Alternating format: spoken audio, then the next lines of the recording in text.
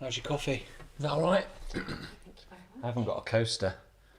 Be okay. I've got 17 over here. You put your phone on silent. Do your intro piece. Well, I want to go up there. Go on, you go up there then. You go and do your intro piece. Don't let me stop you. Now? Yes, we're rolling, yeah. Aren't I just like... Well, this is new. Hi, guys. I'm in a different location today. And I'm filming a new mini-series for you guys. So let's rewind. Let me take it back. This is really exciting. So stick around.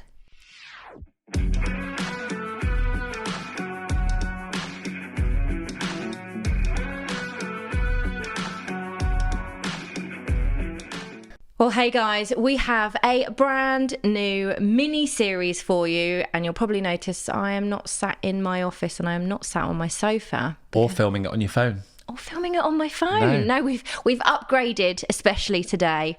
I'm here at Brickwork Studio with the amazing photographer. Well, I mean, Sam Docker. Thank you. Yes, very photographer kind of you. and YouTuber and podcaster. Starting to. There's a few things on my plate at the minute, but it's great. It's exciting. Yeah. So, guys, if you haven't been here before, I'm Lauren, owner of Bluebird Creative and Wedding Planner. I provide weekly tips, lots of wedding planning goodness and digital downloads to the modern couple. Only the highest ranking planner in the UK on YouTube. I'll take it. Yeah, I'll take it. Incredible. So, guys, this is a brand new series for the channel. I just wanted to bring you more juicy goodness, but really dive in a little bit more.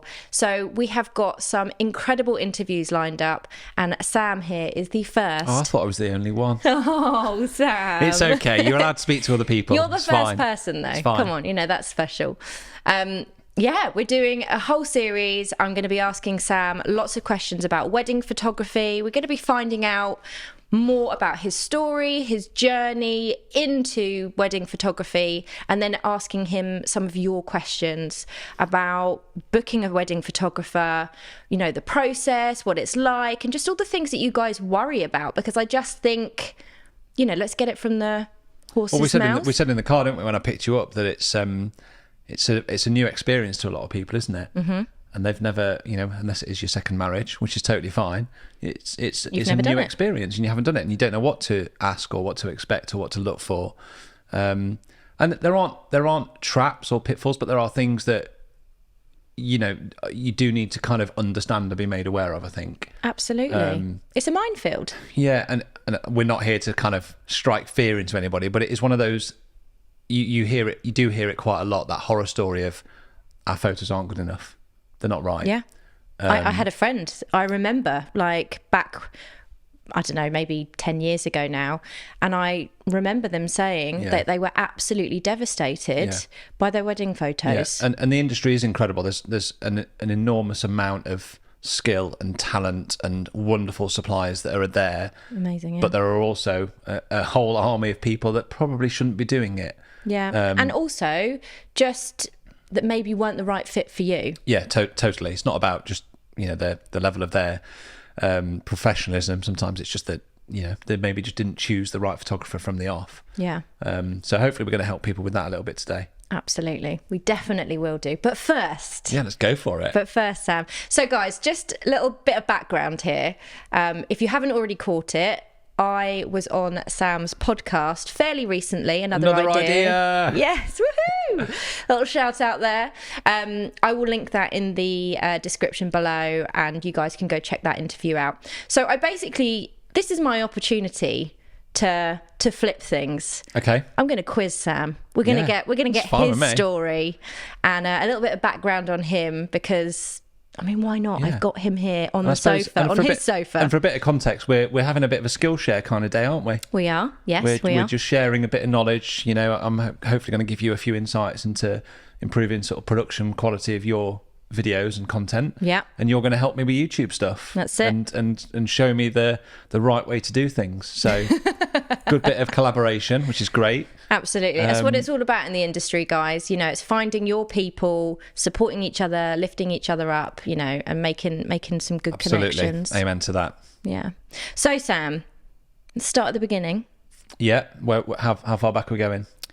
To being a photographer. To being a photographer. How did you get into photography? Sort of, was it really early days? Did you do other things beforehand? So I've been, I suppose I've been a professional wedding photographer for a decade now. Amazing. It wasn't planned originally. I don't think anyone really plans to become a wedding supplier as such. I think you kind of, you develop a skill set, don't you? And then it just kind of happens and you fall into it somehow and you realise, oh, this is quite good. I like this. Yeah, I agree. And I think one of those core principles that you need to have is like a connection to people. And anybody that's a supplier for me, if you don't kind of just love working with people and being around, there are lots of people that don't love that. There are a lot of people that are intimidated by it or feel uncomfortable. Like I think I speak for both of us. Like that isn't the case with us. Like I genuinely love going to weddings and being around people, and I think you've got to have that, the absolute core of what you do. But 100%. For me, I'd always been into the creative industry. I'd always been into art and design, but for a long time, just didn't really know what I wanted to do, and was just a bit kind of look at it and think at the time I felt a bit lost. But actually, I was just figuring things out. Actually, when I look back on it, and I'd had another business that quite incredibly bought and sold secondhand clothing for like 5 or 6 years that did really well, but that was my introduction to photography, because it was all online. It was like the early days of like eBay and getting your own website set up, and that was my introduction to using a camera, really. And I had a business partner, and that was kind of my role. My role was much more about the creative side of it, getting the marketing campaigns up and running and getting the imagery onto the site, and I just loved it. Like it was just a real buzz for me. And then as that kind of business petered out a little bit, or we kind of lost our way a little bit, I suppose I got cousins were getting married, not to each other, but they were separately getting married. It's not a good vibe, is it? And also a friend was getting married, and I just took a camera to a wedding and was like, oh, I took a few all right photos here, and this was quite nice. Like Uncle Bob? I was the Uncle Bob, yeah. Well, I was like cousin Bob, wasn't I? Getting my own photos here, guys. And it was just it was. And I remember watching the photographer and thinking, that's a bit strange. Why is he doing that? Or didn't seem to have like, I'd have been like, I was kind of, I suppose, judging them in a way. I was like going, why aren't you getting in a bit closer? Or why is he just stood at the back doing nothing?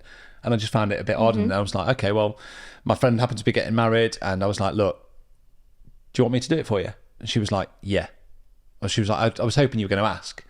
And I was like, and it was funny when you look back on it, her and her husband obviously saw something in me that they realised, someone will be fine at doing that. And I didn't necessarily feel like that myself. It terrified me for a bit, but I was always really prepared. So I made sure that I got stuff in place, and I knew that I was going to give it my best shot, and it just worked out really well.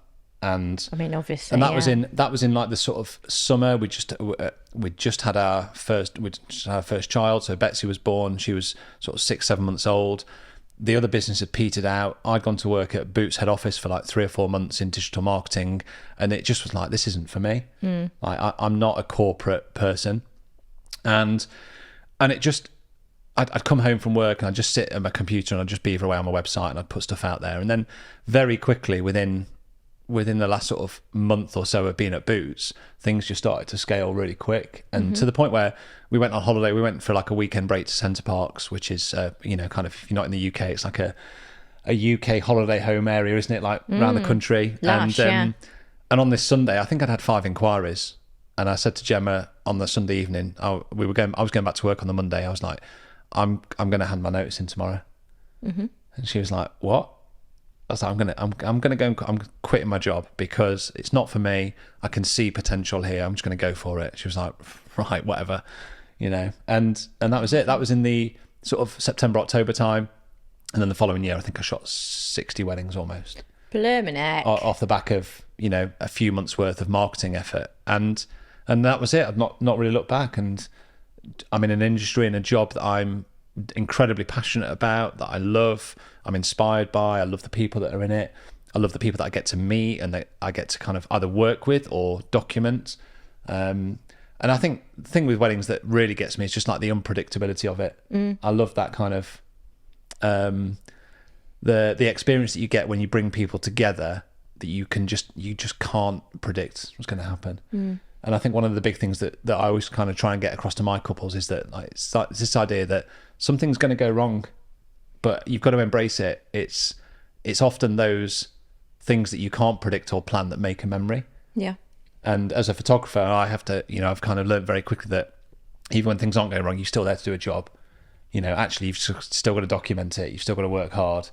And yeah, I feel like I went off on a real tangent there, but that's kind of in a nutshell. That's in a nutshell how it started. And then over the last sort of 6-7 years, I've really focused my efforts on I suppose trying to appeal to my target client and trying to provide a better level of service to the clients that do want to book me. So I have moved into a kind of a higher end market, but that's very intentional because I don't know how every other photographer works, but I'm sure most photographers work incredibly hard, but I really kind of put a shift in, and physically it takes its toll. You do. I've worked with you. I'm there until the end of the night almost. And there's no off switch for me. The only time I kind of stop on a wedding day is to eat my food, and then I'm back to it. Even during downtimes, there's stuff happening, isn't there? There's people connecting or catching up, and there's always something to kind of document. So I just kind of over the last 5 or 6 years made a very conscious decision to go, I want to charge a bit more so that I can give and keep providing that level of service to the 25 or maybe 30 couples that book me for that year. And that's where I'm at. It's been an amazing journey. I'm still going into this year, a decade later, kind of buzzing about the weddings that I've got this year and where it's going to go and the stuff that's going to happen that I don't know what's going to happen. Absolutely. Absolutely. Yeah. It's interesting, and I love the shift from starting out in the wedding industry or in the wedding photography world, and that kind of I'm taking all the weddings. This is amazing, which and clearly you'd got a taste for entrepreneurship from the eBay business, which I think once you've got a taste for it, it's hard to go back. Yeah, absolutely. So I can understand how you must have been sat in boots, just like no, in silence. Staff coming in going, did you watch Corrie last night? It's like, no, it's not for me. For those of you that are in the States, that's like a staple sort of weekly television show that is just run trash. I've never watched it personally, but just for a bit of context there. Deirdre Barlow, that's all I'll say. But it's amazing, the progress from kind of taking those 60 weddings through to now going, no, I now want to position myself in this part of the market, being able to raise your prices to reflect your experience, to reflect the experience that you're giving your clients, because you're putting in so much. And I have worked with Sam. We've done a wedding together, which was great. And he really does. He's there right from the beginning, right to the end. He's on the dance floor capturing it all. I've never been one of those. I've always found it really hard to leave a wedding, and I'm always amazed when I see or hear, photographers leaving as soon as the first dance is done, because I just kind of go, well, you've missed so much of the day. You've missed 3 or 4 hours of the best bit. And the wedding that we worked at, even though there was a little bit of a quiet time in the evening, when the dance floor hadn't really kicked in, I kind of still knew that, even though I wasn't documenting a huge amount, there wasn't much happening, but I still knew that there was going to be something that happened later on. I could tell that there was something building, coming. And it did. The last hour of that dance floor was incredible, and it made me go, this is why I stay, and this is why I'm here. And those photos are fun, right? Yeah, I look back at stuff like pictures from my wedding day, which aren't from my photographer, but are just from my friends. Yep. And it's the evening ones on the dance floor where it gets a little bit silly. People have let their hair down, haven't they? They've let their hair down, they've relaxed. Yeah, it's great. Yeah. But no, that pricing journey as a photographer it's a bit of a minefield, and I suppose it's one of those things that if you're booking a photographer, you should. It's trying to explain it really in the best ways is recognizing and just trying to do the numbers for a supplier. If you're a couple and your expectations that you should spend, let's say £1,000 on a photographer, you can get a photographer for £1,000. But if you do the numbers on that, in order for them to make a relative salary, they're going to have to do 65, 70 weddings a year. Now, you and I both know, having worked in the industry, that you can only do that at a certain age and probably without children in your life, which only lasts for so long. Yep. And at some point, it takes its toll physically. You're under pressure, and when you're putting yourself to that volume of numbers, although you can do a job, you're opening yourself up to a huge amount of risk, because you've got to. it's not just the turning up to the wedding that you've got to do. It's the backing up, it's the processing, it's the editing, it's all the things that people don't see when you're not at a wedding that you've got to manage. And that's often when mistakes happen. And it's impossible to give the level of service that, or certainly the level of service that I expect myself to deliver on a wedding day when you're doing that volume of weddings. There is a cost at some point. You're dividing yourself, you're splitting yourself absolutely too many ways, aren't you? So sort of 5-6 years ago, I made a few decisions, and one of those is to, just little things like, always having a weekend off every month. Recently, I've decided to sort of almost cut back on what I do in August and reduce that. So I have a bit of a mid-season break because I never wanted to go into September and October like exhausted or drained, which is real. That happens. There's a lot of photographers in the industry that are, by September, they're absolutely shot. They've had enough. And I'm like, that's such a terrible place to be, going to a wedding going, I'm knackered. Yeah, it's not the one. It's not good for your couples, is it? No, you want to be giving them everything. I've actually taken that note out of your book, and I've cut down my weddings in August this year and looking to do so even more so next year. Last year was the first time I really didn't. I went to September weddings like buzzing. Felt like I was starting the season over again. Yeah. And it was great. And when you've got kids as well, got to have a life. That time. Yeah, because totally. they're off school. Yeah. Like it's balance. Yeah. And again, if your photographer's charging you £1,000, £1,500, the chances are they might be doing 2 or 3 weddings a weekend. Yeah. And again, it's that kind of idea that you've booked a supplier and you're maybe their third wedding on the spin. They're going to be feeling it. And I just think that's a real shame. Nobody should be going to a wedding going, I don't really want to be here. Yeah. Absolutely. I think, obviously it comes down to your budget. Oh, totally. A massive part of it. And I think, let's go into that actually. So let's kind of go into the whole finding the right photographer for you. Because there's a lot of you out there. This is going to feel like an absolute minefield. And as a planner, I work with a lot of couples that are doing coordination. A lot of you guys are planning your own weddings, and then a high percentage of you then come to me for coordination. But we also plan for couples as well. And when we're planning, we obviously understand like their full budget. We understand what we can allocate towards a photographer or any part of your wedding, to be honest with you. We understand the brief, the design, like what fits your style. But you don't necessarily know that. And my sister's currently planning her wedding for 2024. She's doing destination, which, I know you do a bit of that, so we'll definitely chat on that too. And she's literally like, I don't know what I'm doing. And it's really interesting. I'm getting the questions from her perspective, because obviously I'm in a different mindset nowadays. And she's literally, the questions that are coming in, you think, oh yeah, you don't know that.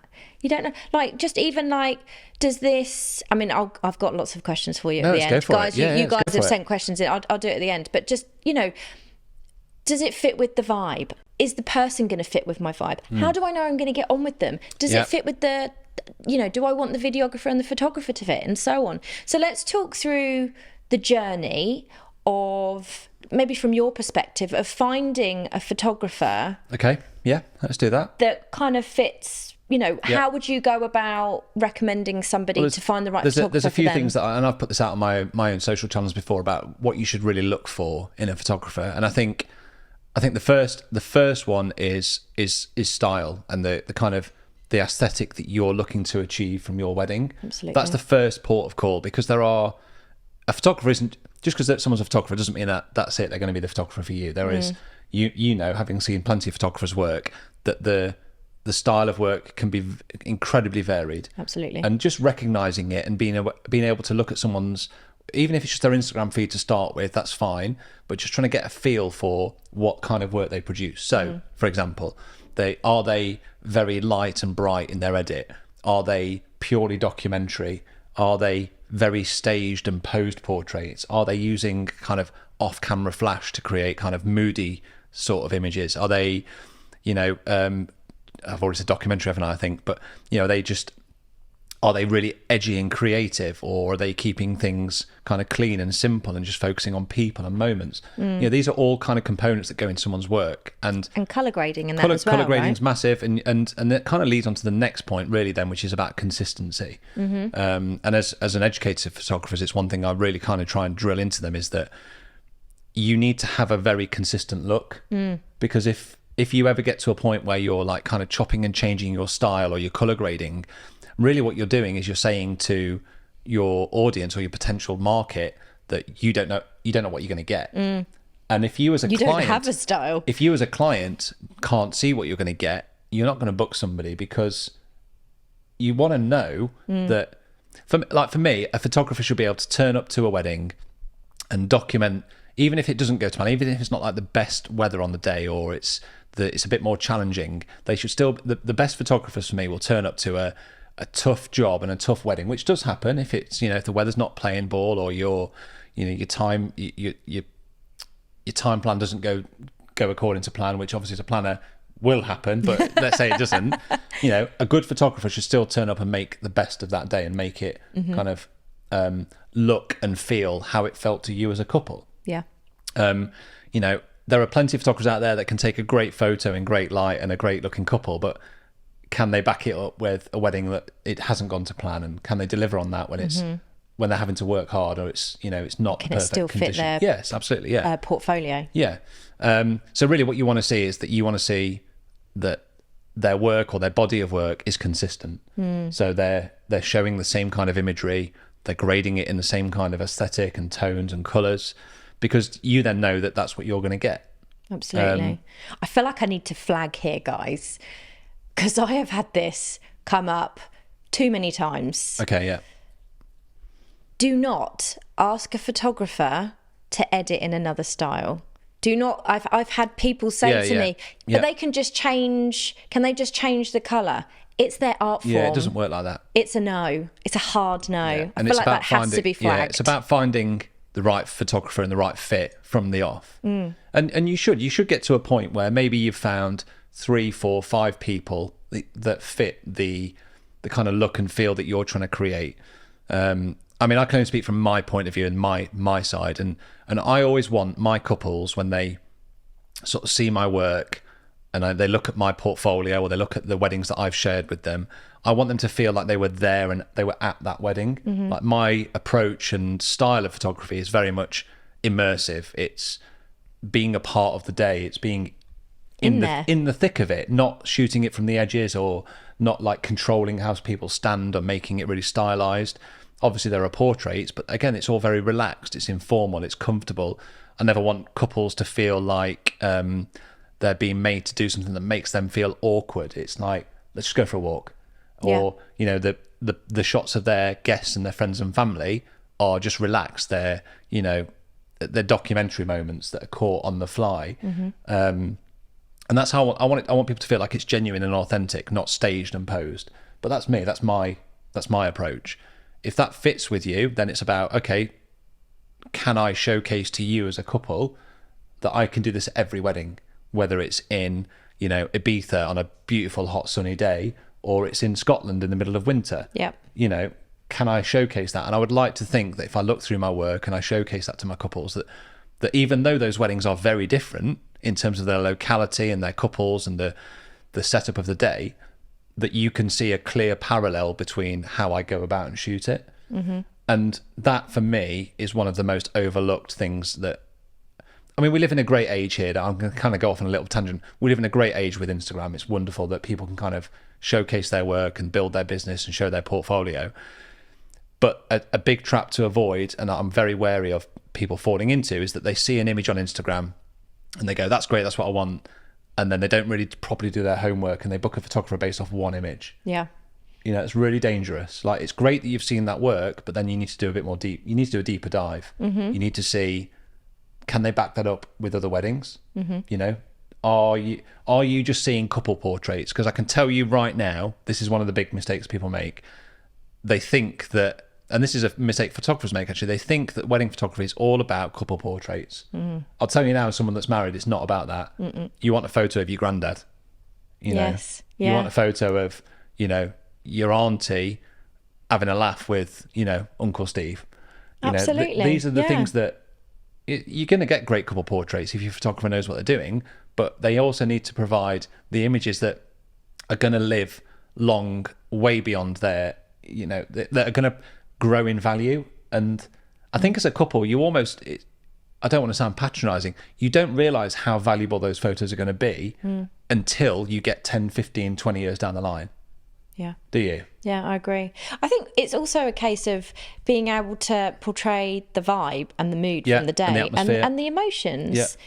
It's the most emotive experience of your life, that and having a child. And this is where again, it's at the core of what I think good photographers are, what their strengths are, is that you have to be able to read people, to read a room. You have to be empathetic, you have to understand, you have to be able to communicate, you have to be able to make people feel very comfortable very quickly, because the third and final point that I talk about is about connection. Yes. And trust me, if you are getting married and your photographer turns up and within the opening minute you're like, I don't like them, it's tough shit. Yeah, because they're around you all day. They're with you all day. Yeah. And if you don't like them and you get a bad feeling or energy, for me, energy is just transferable, and it's going to make you feel awkward and uncomfortable because you don't like them.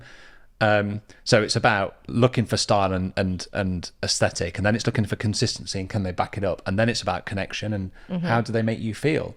So it's like, look, just get on a Zoom call, say hello, and if you very quickly don't connect with that person or they don't make you feel comfortable, it's just a red flag.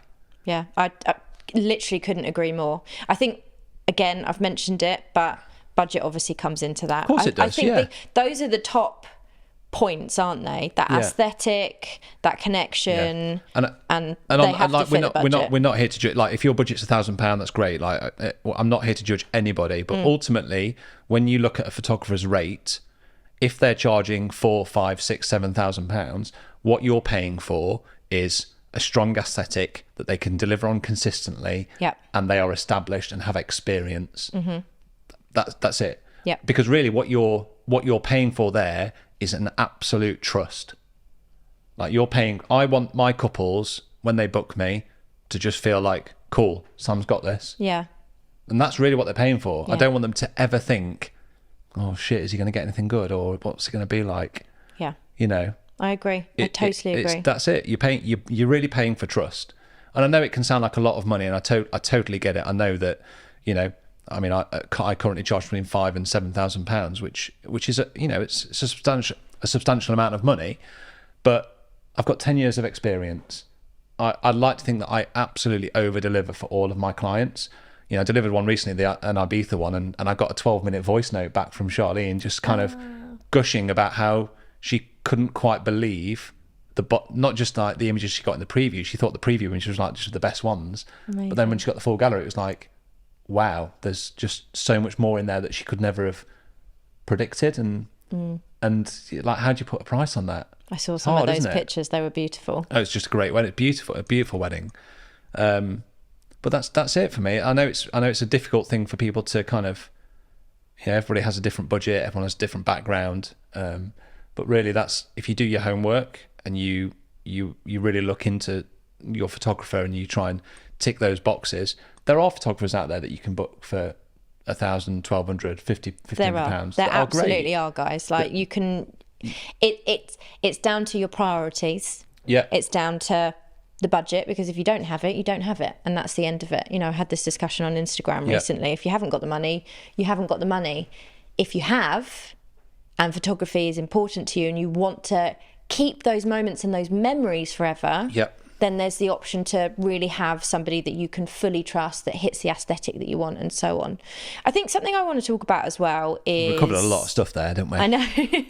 But I think... You might want to watch this one back, guys. This is one to bookmark and then come back to later. Get this one on the telly with your cuppa in the evening. This is a good one, yeah. I think a lot of people get really confused by the different services that people offer as well. So again, I'm using my sister as an example because I feel like I'm going through it from a bride's perspective again, as opposed to like with my clients. And she's sending me these photographers going, well, what service do I book? Because they've got this one and then they've got this option, and do I need that? And this one comes with a gift box and what do I choose? And I'm like, well, it's totally up to what you want. Yeah, and of course again, it is. Budget. I mean, I go on about it a lot, but I understand, on YouTube here, budget is important. And I suppose it's difficult. It's a difficult subject because it sounds like it is a lot of money, but actually when you compare it to other industries, it's different because we're charging a total number for our service. But if you were to go to a lawyer or a solicitor, they're charging you per hour. But I can tell you very quickly now that those rack up very quick, don't they? Yeah. So you do have to shift your mindset a little bit. And actually, if I was to charge it on an hourly rate, it would sound very different. It would. But if I was to charge it on an hourly rate, I'd have to itemize everything and break it all down. But it could be done. I suppose to answer your question about packages and stuff, I suppose there's a couple of things to cover first, and that is like coverage time is fundamental to what anybody's going to be charging you as a photographer. And I think the thing to understand is that you'll generally find, and I speak for this is probably like 99% of the wedding photography market, most photographers will only charge a full day rate for a Friday and Saturday in peak season. You're not going to get 2 hours coverage or 4 hours coverage on a Saturday in August. And you're not, because that's a bit bonkers just from a business perspective, as opposed to a client perspective. From a business perspective, that's a bit it makes bonkers. No sense. Because if you're good at what you do, you're going to get asked to be documenting a full day. Simple as that. So you wouldn't book yourself out for 4 hours when you know that you might get a 12-hour job. How photographers work that is entirely up to them. Again, I can only talk about my approach and my experience, but I've always just kept it to, I charge for the day.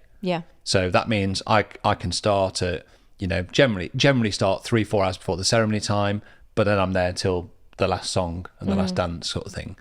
But some photographers will go, right, here's a 10-hour package. What would you say for those people that are perhaps looking at people that do different hours and stuff like that? What would you say is the best kind of minimal hours? Because I personally think anything less than them being there from prep to the first dance. That's the bare minimum. I suppose you've got to look at your schedule first and decide well, it depends on what time you're getting married and then what time your first dance is.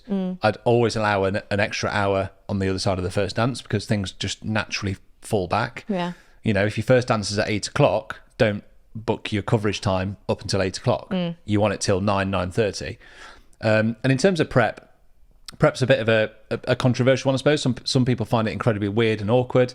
To which my answer is always this: like, the prep side of the day for me isn't necessarily about the photos, which sounds really weird, but it's not. It's about getting to know the people that are in your space very quickly. Obviously, it's about photos as well, and I take images, and some of them can be beautiful. But actually, the byproduct of that time is really so that I know who your mum is, or what your bridesmaids like, and so that I would never want to go to a ceremony cold. And by that I mean I've got to meet everybody at the ceremony, and then I'm like, hi, I'm your wedding. Oh, you're about to get married. Cool, let's go. I want to kind of warm up to people, and again, I suppose this is a skill of any photographer, is that I can build those connections, those kind of mini friendships very quickly. Within 10 minutes of being in a room, I'm like, you all right? How you doing? Yeah. Oh, thanks for the tea. A bride's perspective or a groom's perspective as well, that's actually really nice that you kind of get that quiet, get to know time. It's not a time of the day where you go into a room and the camera's straight in their face and you're like gunning every scene. It just doesn't work like that. It's more I kind of have this approach when I tell my students on the course and stuff, that it's more like, for the first 10-15 minutes of bridal prep, I don't take a photo. It's not about that. It's about kind of, hi, I'm Sam. How's everybody doing today? You all right? Like, I want people to feel comfortable. Because if they feel comfortable, that barrier or that wall drops. And if that drops, I'm in their space. And if I'm in their space, the images are going to speak. They're going to connect with people better. I think that's something to note, guys, as well, because I know that a lot of couples... Yes, coffee. My coffee's getting cold. I need to have coffee. I think a lot of couples, or some brides that are particularly shy, for example, or grooms, sorry, they go, oh, I don't know if I want prep shots, you know, oh, it's just a bit awkward, it's a bit uncomfortable. But actually that's something to consider is, you know, you don't even necessarily have to have many photos, and you can have the photos once you're dressed or whatever, but it's an opportunity to just build that relationship with your photographer and get comfortable, because the likelihood is, guys, you've never had a photographer follow you around for the whole day. Yeah. And if you're anything like me, you can feel very awkward in front of the camera. Am I not awkward in front of the camera? Even for a photographer, even from a photographer's point of view, it's that chance to get maybe some of the scene setting shots, so like shots of like the buildings or the venues or the details. And you want your photographer to start the day, or you don't want your photographer to get to the ceremony and have to, like, you're in the deep end straight away. You know, we're creatives, and especially photographers, sometimes just take a little bit of warming up, you know? Like maybe it just takes them 20 minutes just to get their eye in, or just to feel, you know, it can be quite a daunting experience shooting a wedding. It's intimidating. And again, experienced photographers are a lot more, like, I go to weddings now buzzing, but I will have gone to weddings before when I was at a lower price point, slightly terrified or nervous or anxious. It's pressure. Because it is pressure. And it's the biggest day of their life. And if I was to go to a wedding feeling that pressure and then go straight into the serious bit, which is the ceremony, again, it's a risk. Whereas if you start 2 hours before the ceremony, you go, well, okay, well, let's just warm up, let's just get some simple shots in the can, you know, and just sort of warm up into the day, so that when you get to the ceremony, you're like, oh no, I'm cool, I'm up and running now. Yeah. So there's a lot more to it than just photos of getting ready. Okay, so let's talk about destination. Yeah. Actually, I'd like to know, how did you end up getting destination? I think it was always something that I suppose appealed to me, because I've loved travel. I've loved going to, you know, France. I used to go to France a lot as a kid and just loved it, and it just seemed like a really good fit for me. And I think I got a wedding for an Australian couple getting married just outside of Paris. And I was like, look, I'll do it for this. I'll include all my travel. I drove there. I went on the tunnel, and I just loved it. Amazing. Loved it. I wouldn't have done that. Yeah, they got a very reasonable package price, but that was because I wanted to do it. And then off the back of that, you know, you showcase work that's destination, and that's it, yeah. And it just grows. Again, it's one of those things, like there's something about destination weddings that I'm not for a second saying they're better than UK weddings. They're not, but there's just something about them. I don't know. People are just they're in a different mindset. Okay. They are more relaxed. You know, obviously you have the pre-wedding stuff out there, so people have a chance to meet everybody else. And I don't know, just the atmosphere and the vibe of a destination wedding just really fits with me. And I'm just really inspired by it. I don't do a huge amount of a year, probably like 6, 7, 8 a year maybe. Obviously, you know, you're away for 3 or 4 days rather than just one day. Yeah. But yeah, I think if I was getting married again, I'm not planning to, but if I was, I'd be going abroad. Amazing. Where's your sister going? Spain. Whereabouts in Spain? Calella de Palafrugell. Oh, lovely. Yeah, so a little backstory here, guys. My godmother is Spanish. Yeah. And owns a hotel on the Costa Brava. Yeah. My mum has been going since she was 4. I mean, literally, my kids are like, what is this? Actually, 4th generation of our family to be going to this village like every year. And it's really, really special to us. Yeah. And there's this beautiful lighthouse and this hotel. Yeah. And she's always been like, I got engaged there. Amazing. And she's getting married there. I'm, you know, even if you're getting married in your own country, I'm a massive believer that you should actually at least look way outside of your county or your region and go somewhere. Because even, you know, me and Gemma got married in North Devon in Ilfracombe. And even though it's not considered to be a destination wedding, people still had to travel away for the weekend. Yeah. And I don't think people, experience. Yeah, it's that, isn't it? It's an experience. And I can still remember the day before and the day after being as great as the wedding day itself. Yeah. You know, you've got people building to the excitement, and then, you know, the day after they're sharing the stories of the night before. Whereas a wedding, you know, on your doorstep, people kind of get a taxi there, get a taxi home, and that's it. They don't see you again until you know, the next stage of your life, whatever it may be. So, yeah, I'd always encourage people to at least look at traveling away for it and going somewhere. I do a lot of weddings in the Cotswolds in the UK, and again, that's a similar sort of fit. Beautiful. Couples that are traveling away for the weekend. So, family members are booking up hotels and they're going there, they're having a meal the night before. They've got a barbecue the day after. It doesn't have to be, getting on a flight. Absolutely. What tips, though, would you give to any couples that were looking to book a photographer for a destination wedding? Is there anything in particular that would be helpful? I think those same principles still apply, which is, a style, consistency and connection. And then it's understanding what you're going to get for that package, really. And again, you have to do your homework. Like, have they done destination weddings before? I love destination weddings. They can be more stressful for different reasons, but generally ceremonies are later in the day. So you're not starting till 3-4 o'clock maybe, which from a time point of view puts you under massive pressure, because you've got to condense all of that work into, you can often go to a destination wedding and feel like nothing's happened, and it's like 4 o'clock. You're like, oh God. Mm-hmm. But then then it kicks off and you're like, right, now it's time to really earn your keep. Yeah. And, those 3 or 4 hours of, in the UK, you might have 7 or 8 hours to get those shots. You've got 3 hours in a destination wedding. Yeah. So it's just having real faith in yourself and trusting in your ability to be able to do that job and be efficient with it without interfering and intruding on their day. And, I'm not like a dictator, but I also know, like, look, guys, we've got 15 minutes to do formal photos. We need to do them now. Yeah. I'm aware of how the day works enough to be able to kind of say, look, come on, I think we need to do this now, or let's just go and do 10 minutes of portraits now, so it's done and out of the way, and then get back to it. So it's just different pressures, really. It's obviously quite similar to a winter wedding in the UK as well, with the time, so, just because of the daylight, right? Yeah, absolutely. Yeah, winter weddings can be very challenging.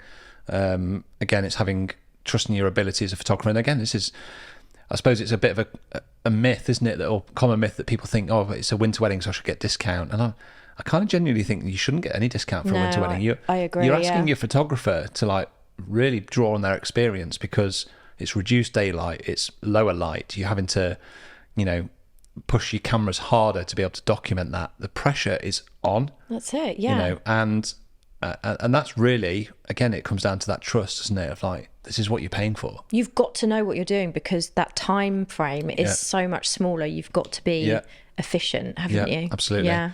And again, we're not here to strike fear into anybody, but you can get it wrong.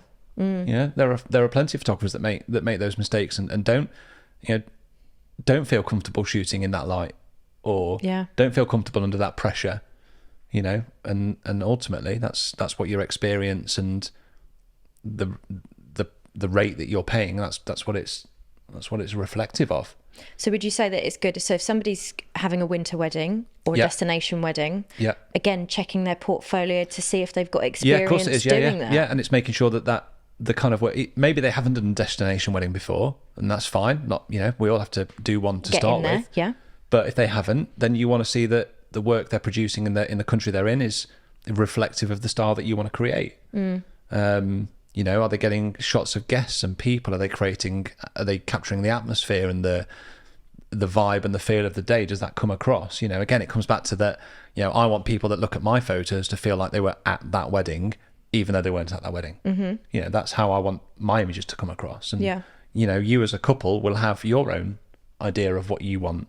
Some people don't want that. They want I just want amazing portraits of us as a couple. And that's great. That's cool. Yeah. Is the photographer that you're looking at showcasing that time and time and time again? Mm-hmm. And then if they haven't shot a destination wedding, it's maybe just about having that conversation and saying, look, okay, you haven't got any portfolio. How do you feel about it? And if a photographer's, humble and genuine and honest, they're gonna talk to you about that, and they're gonna put you at ease about it, aren't they? Absolutely. Do you think it's okay as well? So I totally agree with the whole Zoom call, building that connection or seeing if there is a connection. Because and that goes two ways as well. Absolutely, a photographer can vet you guys as well. Yeah. Don't forget, it's a two-way street. I think photographers want to feel as though you're a good fit, and that you would trust them. Yeah. So don't be afraid to chat and ask questions. And that was what I was going to say is, it's okay to ask the questions, isn't it? Because you don't know. Like, you don't know the things that you don't know. Yeah. And here's the thing. Any photographer that's trying to sell their product or service to you should make you feel comfortable with any question. No questions off limits or stupid or silly. Because if they don't make you feel comfortable in their response to that, that for me is a big red flag. Yeah.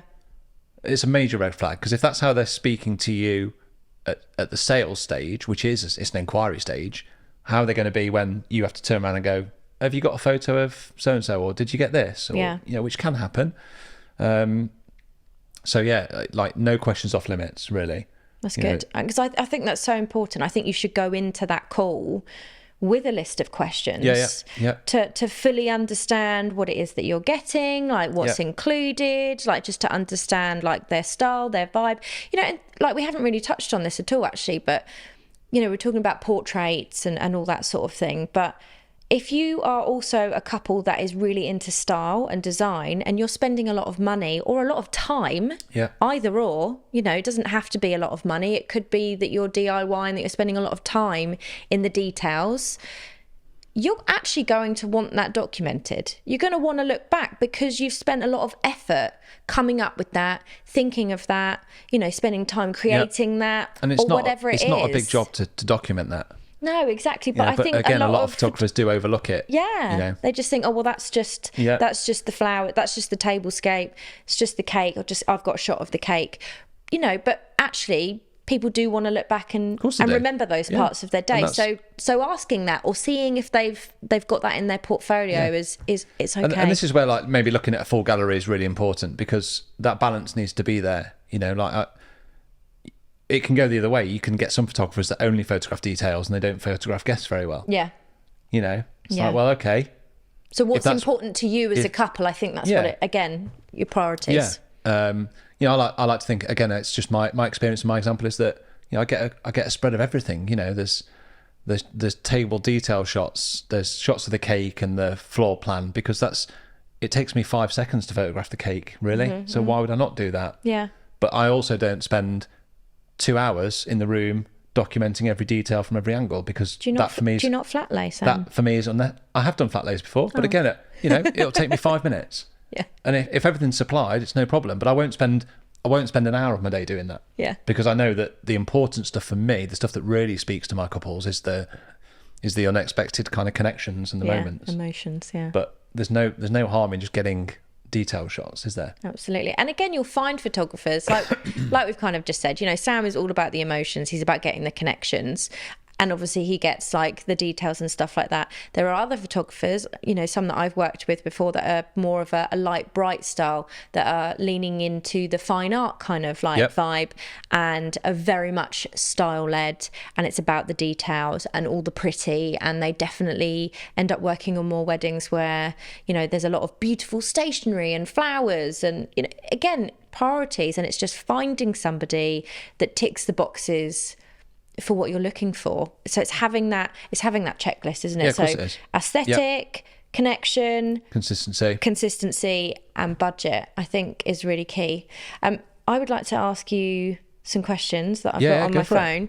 So I put out on Instagram that I was doing this, and we've got some questions coming in. Here we go. Some of these should be fun. All the anticipation. I now need to find it. Okay, what have we got? So I'll just do a few. Okay. I think this is actually really good. So is it good for the photographer and the videographer to have a matching vibe? Yes.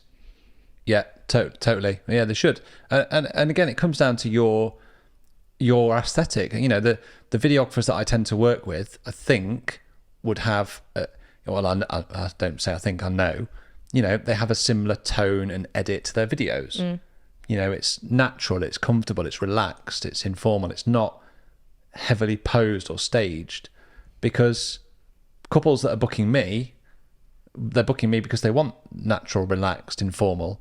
So, you should want that should reflect in your videographer. And again, this is about kind of working styles. It would be quite difficult and jarring for me to work with somebody that was incredibly stylized as a videographer, because that goes against everything that I'm about. Yeah.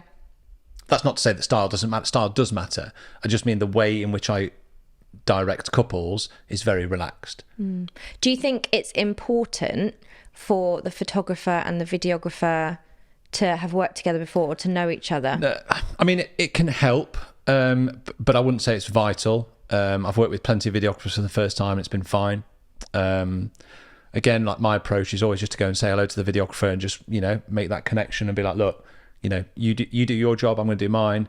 You know, if you need anything, just you get it. I'm totally cool with it. Yeah, you're working together. Yeah, we're working together. We've both got a job to do.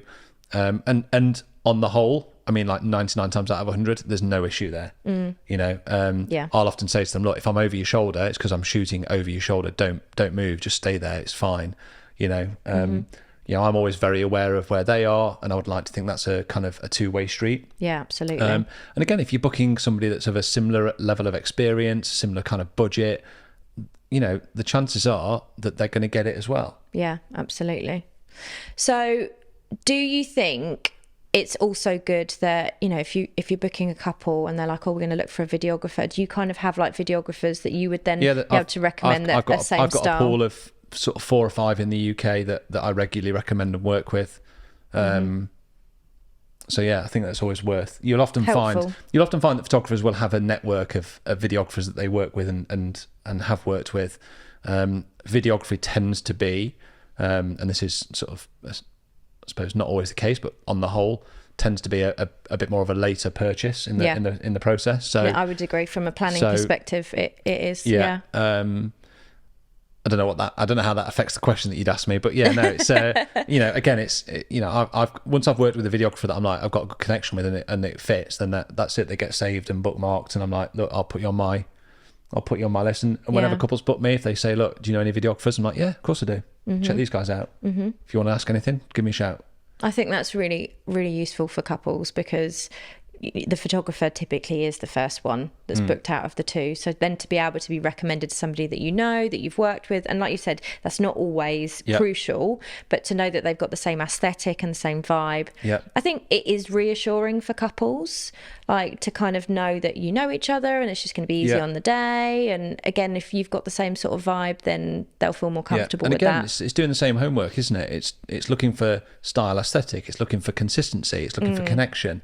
You know, that's what you want to see. As a little side note to video, the one thing I would say, and this is the one piece I kind of give to most of my couples, is that for me, the really big thing that separates just a videographer from somebody that's really good at wedding filmmaking is often audio. And it's often the part that's overlooked. I've worked Sam's with videographers. very into audio, by the way. You'll notice our microphones. It's the one thing. It's the one thing that for me really elevates. It's the one thing that, you know, video has over photography is that you can hear things, right? And it's that extra layer of a video that I think some videographers often just neglect or they just skim over it. If you as a videographer can capture audio really well, it just brings a whole new layer to the video and to the film. You know, I've worked with videographers before that don't do. They just film the audio. They just use the audio that's on the camera, which for me is just an instant red flag. It means they don't really care about it. Yeah. You know, but don't get me wrong. You don't have videographers turn up with these kind of microphones, but you can still, you know, a good videographer will put on like a little lav mic and a little collar lapel or something like that. You know, it's for the ceremony, and they've got a sleeve for the mic for the speeches. Like, you know, so I think if you watch good videographers, that you can tell the really good ones, established ones, from the others by just closing your eyes and listening to the audio. So yeah, I tend to try and avoid videographers that just use a moving video of the day with audio with a soundtrack over it and no audio. Like, we didn't have a videographer. It's not a major regret, but if I was doing it again, I'd be like, no, I just want the speech. I want the speeches capturing in the ceremony. I want to be able to hear that back and listen to it. So yeah, I try and avoid anybody that just creates a video of the day and then just slaps an audio track over the top of it and you don't get to hear anything. There you go, extra tips but there. I'm sure for you at some point you will talk to a videographer on this mini series. I mean, sure you will. Let's not give too much away. I know Sam. a few people, so we can sort that out. But yeah. Okay, next question. We kind kind of touched on this, but I'll ask it anyway. Okay. They all include different things in their packages. How do you know what's best? Are these all from your sister, by the way? 2 might be from my sister. Yeah, I think there are other people too. I think we kind of did cover it. I suppose it's thinking about what are your minimum requirements. I suppose, again, like we live in an age, don't we, where everything's digital, so you should expect some kind of digital delivery as a minimum. This is probably one question to ask, is how are those images going to be delivered? So just to explain a bit of background, so photographers previously, this is pre-digital, used to charge you for turning up to your wedding, and that used to be often quite low, and this is actually where kind of part of the modern day pricing is jarring for a lot of people, is because wedding photography didn't used to sound as though it was as expensive as it is now. It used to be a much lower entry point, but what they would do is go, oh right, I've taken these photos for you, and here are your prints. If you want your prints, they're going to cost you this much. So it would be an add-on at the end that you couldn't really have expected, and that's how they used to make their money. They'd make their money through prints. That still happens today when you go to, I won't name names, but family photography studios often tend to have a similar kind of business model. I had a friend that had this issue, and it was maybe 10 years ago. She got married about 2 years before me, and literally, I mean, they didn't have the rights to any of the photos. The couple didn't. If they wanted more, they had to go and buy they had to buy the photographer out. Yeah. So just to cover that point, so generally a photographer owns the copyright to those images, but that doesn't mean they get to use them or do with them whatever they want. They still have to have your approval or your agreeance to be able to share anything. So generally through, I mean, we won't go into it too much, but GDPR rules and sort of privacy guidelines, you can't just put images out without kind of approval from your couple. Yeah, and it's typically in your contract, isn't it? It's typically in the contract. And my approach is, look, if a couple turn around to me and say, look, we don't want to use, can you please not post any, then that's fine. Yeah. I'm still there to do a job. Yeah. I'm still there to work. You still pay me for it. Obviously, it's great from a photographer's point of view if you can use them for marketing, but I also have absolute respect for my couples. Again, 9 times out of 10, that never happens. Most couples are just fine, and I don't need to say to them, would you mind if I post this image? It's more a case of, if they reach out to me and say, can you not post them? Then I'm like, cool, no worries. Yeah. But you should let your photographer know if you don't want them to. What were we talking about before that? What you should... Oh, no, we were talking about delivery, weren't we? So, right, so that's what used to happen. Whereas now, obviously prints don't really exist in the same kind of context. Yeah. And we've moved to a digital delivery sort of system. So that's why photographers now charge probably a higher rate to start with, because they're not going to make the money on sales of prints, because you generally get a license to print and share those images as you wish. But asking your photographer, like, are there any extras after delivery, is a pretty important question. Yeah. Again, I'll talk from my experience. My rate includes everything. The only extra cost to my couples is the cost of them going to a printer to say, can you print my photos? But that's a third-party service. I don't engage with that.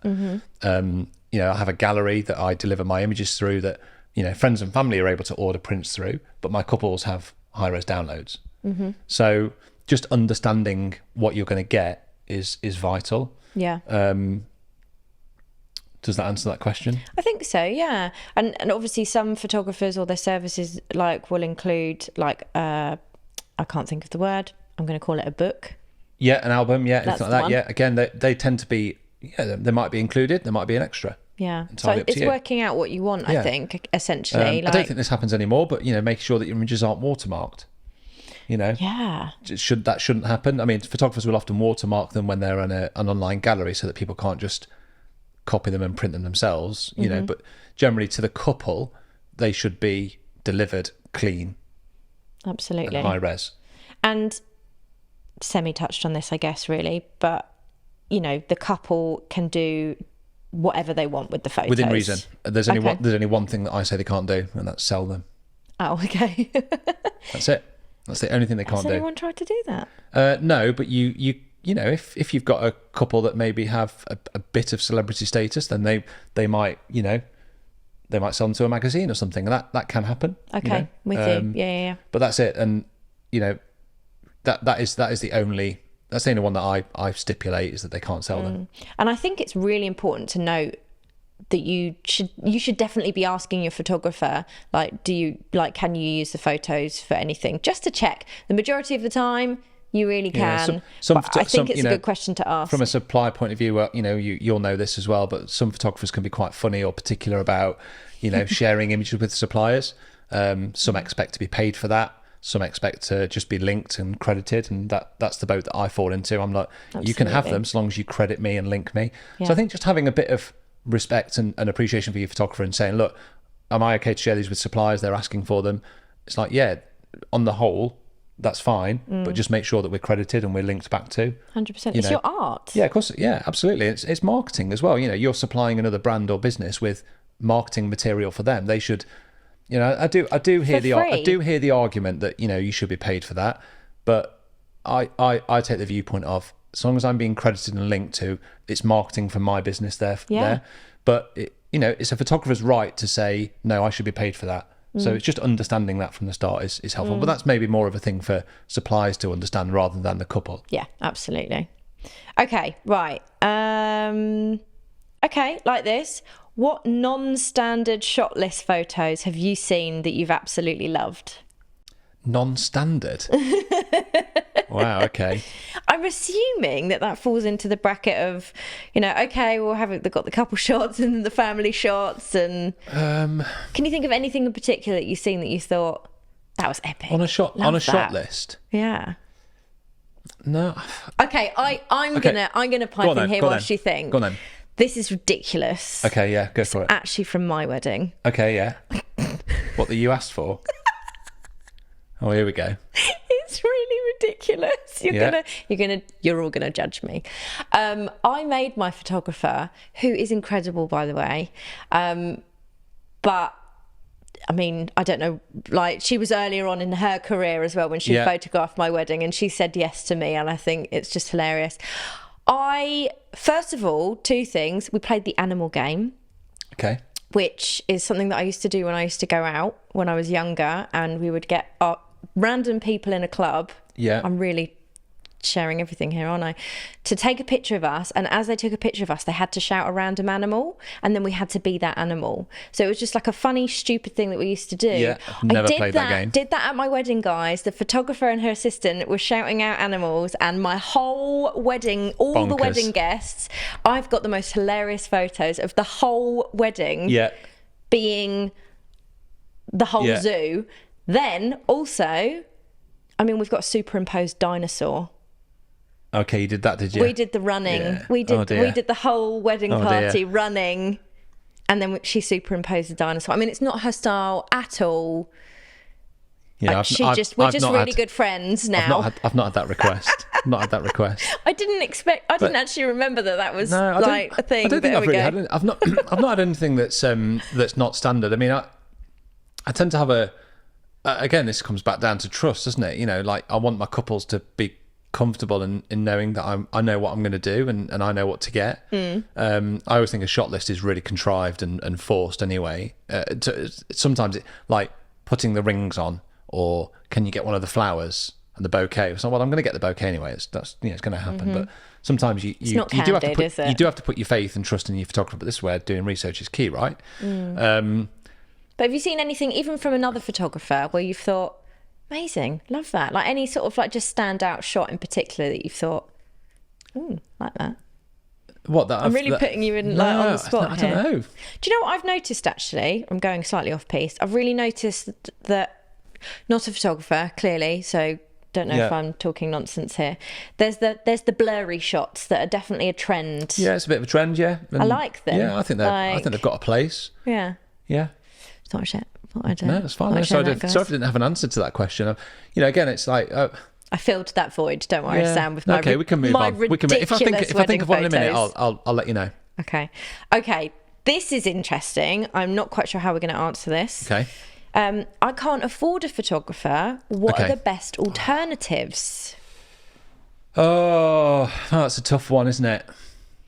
I mean, is that a case of getting a Polaroid in stacks, or hang on, this is the Bluebird Bride Academy, she's coming in, here we go. Okay, go for it. My tips for you here are to either get a Polaroid in stacks and just get everybody to take Polaroids, and then you're going to stick it into an album at the end of the day. I think that's a good approach. Or you create a QR code and you get everybody to take photos and send them over to a phone or a telephone number or whatever, and then you can get hold of all the images from everybody throughout the day and print them out and make your own photo album. That is what I would do if a photographer isn't within your budget range. Yeah, it is really difficult, isn't it, that one? It's a tough one to answer because we've all been there, like, you know, family members with a phone, it's just not, unless they're a photographer, it's just not the same. Yeah. And that's when you kind of realise, well, actually, no, this is why photographers get paid what they do. But it's difficult. But if you haven't got it, you haven't got the budget. So I do think the Polaroid's a great shout, and I see that quite often. I always think that's a really good addition. And it's fun. Yeah.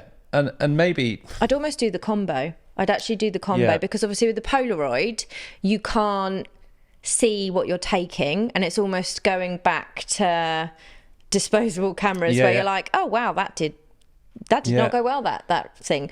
But if you've got a phone as well, then you can obviously see what you're taking. So I would almost go, if you can't afford a photographer and it's not within your budget, then I would do both. Create a QR code, get your guests on board, tell your guests that they are the photographers for the day. Yeah, I think the disposable one's good. I think that's a good shout. It's relatively, low entry price point. I think designating somebody on each table to be in charge of that and saying, look, we haven't got a photographer, but could you just take 5 minutes and just get a few photos of people on the table? I think the big mistake people will make in that situation is they'll be too far back, or they'll, I think just if you've got a disposable camera, just get close to people. It's that age-old thing of your parents taking photos of, like I do anyway. My parents take photos of my kids, and I'm like, why are they so far away? Just tell them to get in close, and just give somebody on each table, just like say, look, could you just for 5 minutes just get a few photos of people around your table? And they don't all need to be posed. They don't just need to be posed. Them. No. And even you could say that to a guest with a phone, and just, if somebody, like, we live in a great age, don't we? Like, phones now are terrifyingly good. If somebody's got like a newish iPhone or Pixel phone, just say, look, could you just take 5-10 minutes out every hour or so just to go and get a few photos of whatever's happening? I think it's a great alternative if a photographer isn't, and get them a bottle of wine for it. Just give them a little bit of something to say, thank you so much for doing this, like, could you, because I think if you leave it to people and just expect people to do it, before you know it, it's 5 o'clock and no one's taken a photo. And the longer the day goes on and the more alcohol that's been consumed, So I hope that helps. Right, let's just do one last question here. Go for it. Okay, how do you work around being in several places at once? Example, bridegroom getting ready. Yeah, okay. Well, there is no perfect solution because there's only one of me generally. So there's a couple of things before I get to my main point. And first one is that I accept, before I go to any wedding, that I can't capture everything. It's just not possible. But as a photographer, I have this approach of, like, I'm always on the front foot. So even if I miss something or see it in the corner of my eye and I didn't get it, it's gone. It's next thing. And that kind of gives me, or sets me up to be able to make sure that I make the most of the day. For me as a photographer, it's always about making the absolute most of every space, every scene, every moment, every opportunity. There's no point at which I go, oh shit, I didn't get that shot, and I spent 15 minutes of my day going, I've missed that moment, what an idiot. Like, that just happens. That's the nature of weddings. In terms of being in different locations, it's just about a bit of prep, really. And actually, I'll often get people go, oh, do I need another photographer so that they can cover groom prep? I'm like, well, no, not unless you're getting ready apart from each other, like 2 hours away, there's a big drive. Generally, I'll go and see, and let's say it's a classic bride and groom, or it doesn't matter really, bride and bride, groom and groom, it makes no difference. But I'll go and see one person for an hour first, spend a bit of time with them, then go and see, and again, using the example of groomsmen, but I'll go and see the guys for half an hour, 45 minutes. They're doing shirt, tie, lapels. I think the difference is you are there for such a good amount of time. Yes, yeah. A lot of the difference, but there are a lot of photographers that I've had on weddings where they're just not there as early as you are. Right, okay. And then it's like they can't capture it both. It comes down to how important you see that part of the day. And again, like we've talked about, it's not just about the photos, it's about the connection and making those friendships quickly. But yeah, I'll tend to go and just see both. And that way as well, it means that I'm not with, what you don't want is somebody that's in the room with you for 3 hours before the wedding. Like solid. It's too much. So I'll say to my couples, look, I'll come and see you for an hour, then I'll go and see the guys for 45 minutes. You get a break from me for 45 minutes, and then I'll be back and it's final touches and dress going on through to the ceremony. Yeah. And that way you've kind of got a bit of a natural flow to the day. You've both had a bit of a break from like having the camera in the room, but again, that's not my kind of style anyway, to be like in your face. No, you don't notice that you're there. And then I suppose that kind of leads on to a point that I was going to kind of bring up earlier, which is about like allowing the day to flow. And again, we kind of touched on it earlier about couple portraits and how some photographers, not all of them, but some, focus heavily on couples and just getting the best. I think it comes from a marketing point of view, couple portraits do better. So people connect with people. Photographers tend to put more time and effort into the portraits because they want to make the most of it from a marketing point of view.